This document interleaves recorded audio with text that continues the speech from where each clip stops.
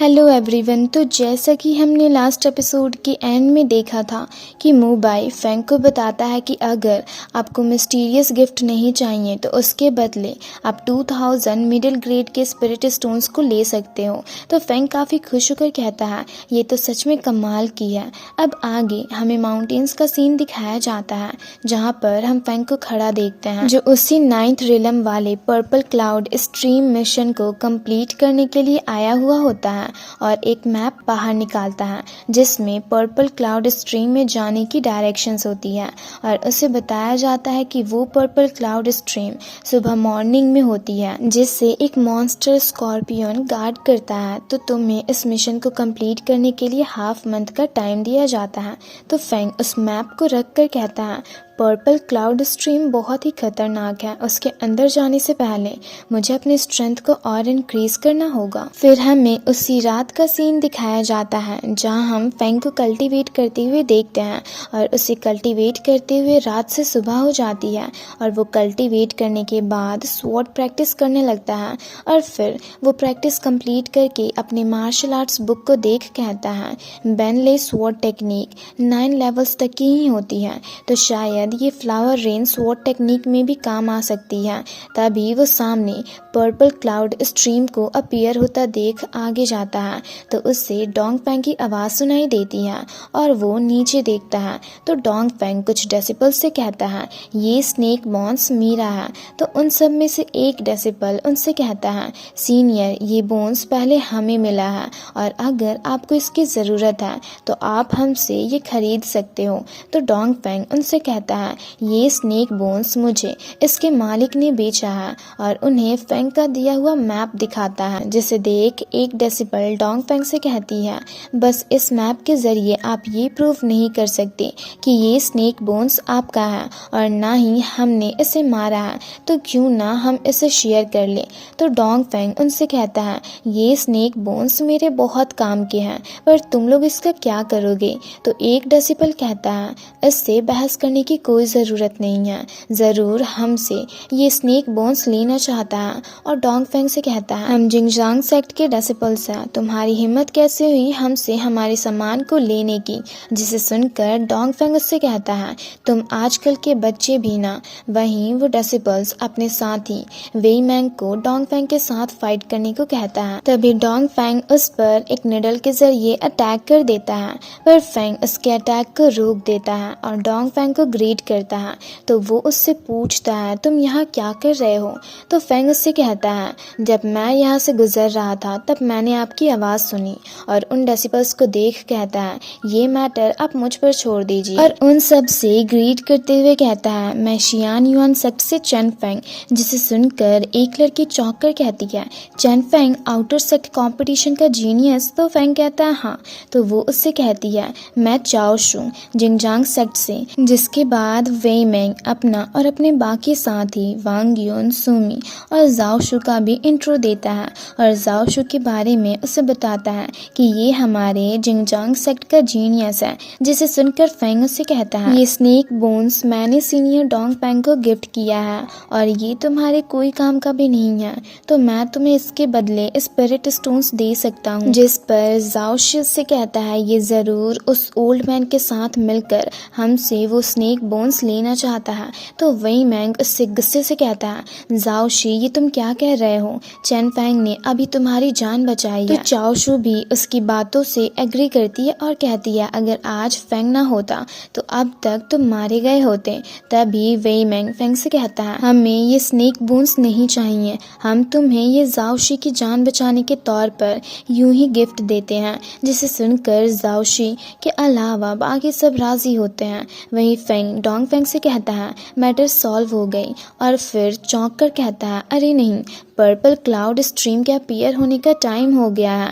तो Dong Feng उससे पूछता है वैसे तुम वहाँ क्यों जाना चाहते हो। तो वो उससे अपने मिशन के बारे में बताता है। तो डोंग फेंग कहता है मैं भी तुम्हारे साथ चलूँगा क्योंकि मैंने सुना है वहाँ पर रियर मेडिसिनल इंग्रेडिएंट मौजूद होते हैं। जिसे सुनकर चाओ शू कहती है तो क्या वहाँ पर ब्लड ड्रैगन वुड भी मौजूद होगा। तो फेंग कहता है ब्लड ड्रैगन वुड। तो वेई मैंग उससे बताता है वो हमें वांग यून के डैड के इलनेस को क्योर करने के लिए चाहिए, जिसे सुनकर जाओशी वांग युन के पास जाकर कहता है इसके बाद तुम्हें हमारे बीच के एग्रीमेंट को पूरा करना होगा, जिसे सुनकर डोंग फेंग सबसे कहता है पर पर्पल क्लाउड स्ट्रीम बहुत ही खतरनाक होती है, साथ ही वहाँ पर बहुत सारे खतरनाक मॉन्स्टर्स भी होते हैं, तो क्या तुम लोग सच में हमारे साथ जाना चाहोगे? तो चाओशू कहती है हाँ, अंकल वांग ने हमेशा हमारा बहुत ख्याल रखा है, तो उन्हें बचाने की हम पूरी कोशिश करेंगे। तो वेई मैंग भी उसका सपोर्ट करता है। दूसरी तरफ जाओशी वांग युन से कहता है तुम फिक्र मत करो, मैं तुम्हारा ख्याल रखूंगा, पर वांग युन उसे इग्नोर करके चाओशू के पास जाती है और उसके साथ साथ सबको थैंक्स कहती है। तो फेंग कहता है तो अब डिसाइड हो गया कि कल सुबह हम सब पर्पल क्लाउड स्ट्रीम जाएंगे। फिर नेक्स्ट सीन में हमें पर्पल क्लाउड स्ट्रीम का सीन दिखाया जाता है। तो वहीं दूसरी तरफ हम फेंग और बाकी सबको भी पर्पल क्लाउड स्ट्रीम की ओर जाते हुए देखते हैं, जहां चाओशू फेंग से पूछती है क्या सच में ब्लड ड्रैगन वुड इस तरह की जगह पर मिलेगी? तो फेंग कहता है हाँ शायद, पर हमें सावधानी से काम लेना होगा और एक छोटा सा पत्थर पर्पल क्लाउड स्ट्रीम के अंदर फेंकता है। ये देख डोंग फेंग कहता है मेरे पास तुम लोगों के साथ खेलने का टाइम नहीं है, और पर्पल क्लाउड स्ट्रीम के अंदर चला जाता है, जिसे देख सुमी फेंग से पूछता है कहीं ऐसा तो नहीं कि तुम हमें गलत लोकेशन पर लेकर आ गए हो? तो फेंग मैप को दिखाते हुए कहता है नहीं, यही सही रास्ता है। तो जाओशी सुमी से कहता है तुम तो एक जीनियस हो, तो फिर अंदर जाकर अंदर की सिचुएशन को देखते क्यों नहीं? तो वांग युन कहती है ब्लड ड्रैगन वुड को मैं अपनी जान दाव पर लगाकर भी लेकर रहूंगी, और पर्पल क्लाउड स्ट्रीम के अंदर चली जाती है। ये देख जाओशी भी उसके पीछे जाता है, जिसके बाद फेंग और बाकी सब भी उसके अंदर जाते हैं, जहां जाते हुए वेई मैंग कहता है ये जगह तो काफी अजीब है, और फेंग से डोंग फेंग के बारे में पूछता है कि वो कहाँ पर है। तो फेंग उससे बताता है कि वो जरूर यहीं कहीं अपने मटेरियल्स कलेक्ट कर रहे होंगे। वहीं दूसरी तरफ हम डोंग फेंग को कुछ स्पिरिचुअल हर्ब्स कलेक्ट करते हुए देखते हैं, जहां उसे जमीन पर पर्पल ब्लड दिखाई देती है, जिसे चेक करके डोंग फेंग चौंक जाता है। तो वहीं दूसरी तरफ फेंग के आगे बहुत सारे छोटे छोटे मरे हुए केकड़े गिरते हैं, जिसे देख चाओशू फेंग से पूछती है ये इतने सारे केकड़े यहाँ पर क्या कर रहे हैं? तो फेंग उसे बताता है कि कहा जाता है यहाँ पर एक 9th लेवल का पर्पल ब्लड गेटेड रिलम का केकड़ा मौजूद है, जो कि यहाँ के ट्रेजर्स को गार्ड करता है, और ये सब यहाँ पर है। इसका मतलब हम उस स्पिरिचुअल ट्रेजर के काफ़ी करीब हैं, और इसी तरह वो लोग आगे बढ़ने लगते हैं, जहाँ सामने चाओशू पर्पल फॉग को दिखाते हुए सबसे कहती है देखो वो थोड़ा अजीब नहीं लग रहा?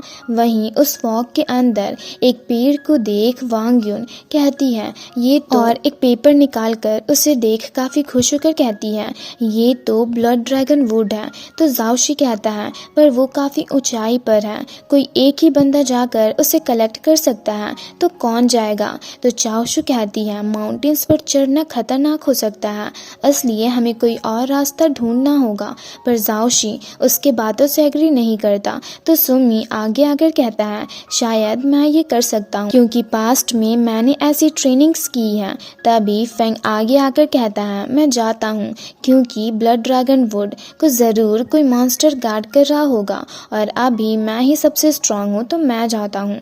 जिसे सुनकर वांग युन उससे कहती है अगर तुम्हें वो नहीं मिल पाए तो वापस आ जाना। तो फेंग कहता है ठीक है।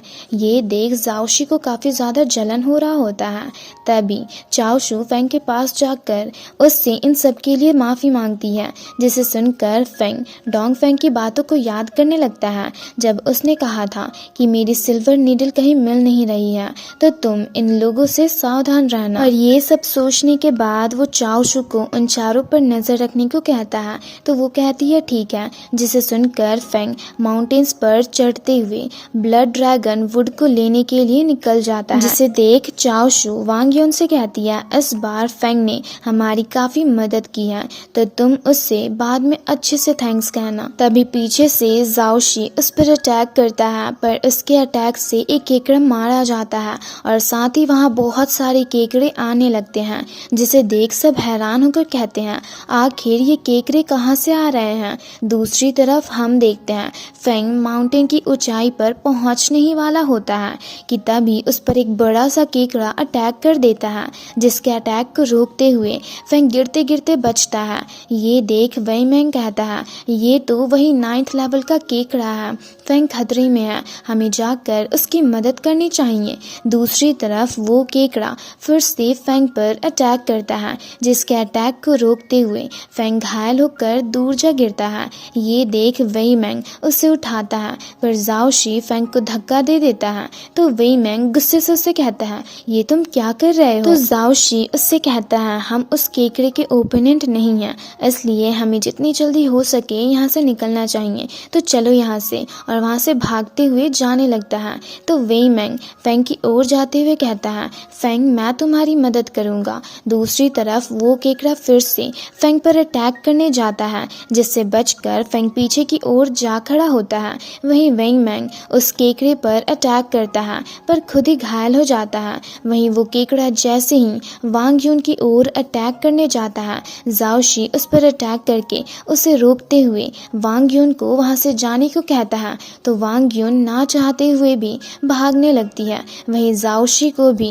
वो केकड़ा दूर फेंक देता है और जोर से चिल्लाते हुए चाओशू पर अटैक करने जाता है, जिसे देख वो डरते हुए पीछे की ओर जाने लगती है। और जैसे ही अपनी पावर्स का यूज करने की कोशिश करती है, तो काफी तेज बारिश होने लगती है। और इसी के साथ ये एपिसोड यहीं पर खत्म होता है। तो अगर आप लोगों को ये वीडियो अच्छी लगी तो वीडियो को लाइक और चैनल को सब्सक्राइब कर दें।